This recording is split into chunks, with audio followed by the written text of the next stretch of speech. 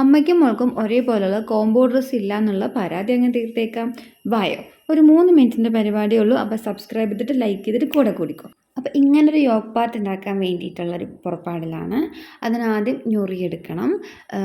ഞാൻ ആദ്യം തന്നെ കഴുത്തും കൈയൊന്നും മുറിക്കാറില്ല കേട്ടോ. ഞാൻ നിങ്ങളോടും പറഞ്ഞിട്ടുണ്ട്, നമുക്ക് അങ്ങനെ ഡിസൈൻ ചെയ്യണമെന്നുണ്ടെങ്കിൽ ആ മുകളിൽ വാശത്തെയോ പോർഷനിലെ എല്ലാ ഡിസൈനും കഴിഞ്ഞ ശേഷം മാത്രം കൈയും കാലും വെട്ടാൻ നിന്നാൽ മതി.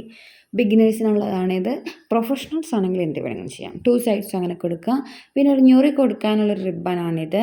ഞാൻ ആദ്യം 2 സൈഡ് ഓരോരോ ഞൊറി കൊടുക്കാമെന്നാണ് വിചാരിച്ചത്. പക്ഷേ എൻ്റെ മനസ്സ് വീണ്ടും മാറി. ഞാൻ 2 സൈഡും 2 വീതം കൊടുത്തിട്ടുണ്ട്. പിള്ളേർ കാണുന്നുണ്ടെങ്കിൽ ഒരുപാട് ഞൊറികൾ കൊടുക്കാം. അത് കുറച്ചുകൂടെ ഹൈലൈറ്റ് ചെയ്യും, കുറച്ചുകൂടെ ഭംഗിയാക്കും. കളർ ചേഞ്ചിൽ കൊടുക്കുകയാണെങ്കിൽ കൊടുക്കാം കേട്ടോ. ഇതൊരു സാരിയാണ്. അതിൽ അമ്മയ്ക്കും മോൾക്കും ഇതിൽ ഒരു സാരിയിൽ നമുക്ക് തികയും കേട്ടോ. നല്ലൊരു ലൈനിങ് പീസും അറ്റാച്ച് ചെയ്യണേ. ലൈനിങ് പീസ് ഇല്ലയെന്നുണ്ടെങ്കിൽ ചിലപ്പം ഇത്തിരി എഫേർട്ട് ഇട്ട് ചെയ്തത് കേട് വന്ന് പോകാൻ പാടില്ലല്ലോ. പിന്നെ അത് കുത്താനും പാടില്ല. നിങ്ങൾക്ക് ലൈനിങ് ഇട്ടില്ലെങ്കിലും കുഞ്ഞു പിള്ളേർക്ക് എന്തായാലും ലൈനിങ് ഇടണം. പിന്നെ ഇതിനൊപ്പം തന്നെ അത്യാവശ്യം സ്റ്റിച്ച് ചെയ്യാൻ അറിയുന്നവർക്കുള്ളൊരു വീഡിയോ ആണ്. അപ്പോൾ ഇതിൻ്റെ ബാക്ക് പോർഷൻസ് എന്തായാലും, ഫ്രണ്ട് പോർഷൻസ് കട്ട് ചെയ്യാൻ അറിയുന്നവർക്ക് ബാക്ക് പോർഷൻസ് എന്തായാലും കട്ട് ചെയ്യാൻ അറിയാം. ഇത്രയും വർക്ക് കഴിഞ്ഞ ശേഷമാണ് ഞാൻ ഫ്രണ്ട് പോർഷൻ കട്ട് ചെയ്ത് മാറ്റിയത്.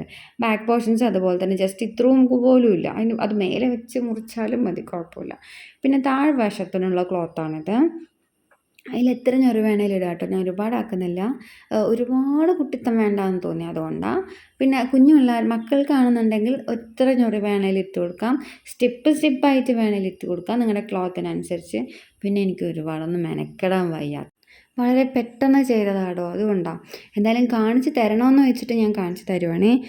പിന്നെ ഇതൊരു ഓപ്പൺ ഉടുപ്പ് പോലെ ആക്കാനാണ് കേട്ടോ ഉദ്ദേശിക്കുന്നത്.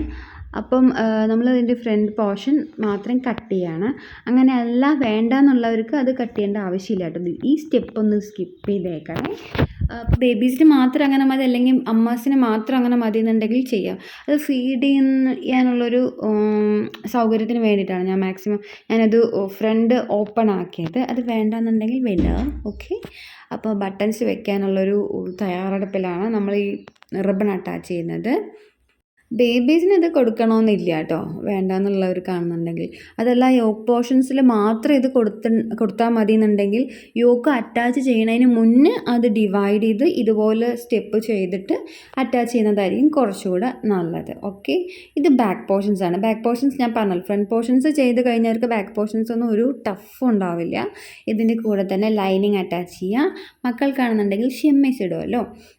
ലൈനിങ് ഇല്ലെങ്കിലും കുഴപ്പമൊന്നുമില്ല, പക്ഷേ അറ്റാച്ച് ചെയ്യുന്നതാണ് കുറച്ചുകൂടെ നല്ലത്. അപ്പോൾ ക്ലോത്തിനൊരു ബലം കിട്ടും. നമ്മൾ എഫേർട്ട് ഇട്ട് ചെയ്തത് ഒരിക്കലും പാഴാകത്തില്ല. ഷോൾഡർ അറ്റാച്ച് ചെയ്യാം. കുഞ്ഞു മക്കൾക്കാണെന്നുണ്ടെങ്കിൽ സ്ലീവ്ലെസ് കൊടുക്കാം. കയ്യിലാണെങ്കിൽ ഞൊറി കൊടുക്കാം. ഇത് കഴുത്തിലൊരു ഞൊറി കൊടുക്കുന്നുണ്ട്, നിങ്ങൾക്ക് മക്കൾക്ക് കയ്യിലൊരു ഞൊറി കൊടുക്കാം. നിങ്ങൾക്ക് സ്ലീവ് വെക്കണമെന്നുണ്ടെങ്കിൽ മാത്രം വെച്ചാൽ മതി. അതൊക്കെ അവരവരുടെ ഇഷ്ടമാണ്, ആരെയും നോക്കണ്ട. വെക്കണ്ടെന്നുണ്ടെങ്കിൽ വെക്കേ വേണ്ട. പിന്നെ ഞാനിതിൽ റിബൺ അറ്റാച്ച് ചെയ്യാൻ മറന്നുപോയി ഗൈസ്. നിങ്ങൾക്ക് റിബൺ അറ്റാച്ച് ചെയ്യാം. അത് മൊത്തത്തിലൊരു ബെൽറ്റ് പോലെയാണെങ്കിൽ അറ്റാച്ച് ചെയ്യാം, അല്ലെങ്കിൽ പുറകിൽ നമ്മൾ നാട വെച്ച് കെട്ടില്ലേ, അങ്ങനെയാണെന്നുണ്ടെങ്കിൽ 4, 5, 6 ബട്ടൺസ് വെച്ചതോടുകൂടി അതിൻ്റെ ഫൈനൽ ലുക്ക് ആയിരിക്കുകയാണ്. താഴെ പോർഷൻസ് നന്നായിട്ട് 2-3 തവണ ചുരുട്ടി അടിച്ചു കേട്ടോ. അത് കുറച്ചുകൂടെ ഹൈലൈറ്റ് ചെയ്യേ. ഇഷ്ടമായെങ്കിൽ ഒന്ന് സബ്സ്ക്രൈബ് ചെയ്യേ കേട്ടോ.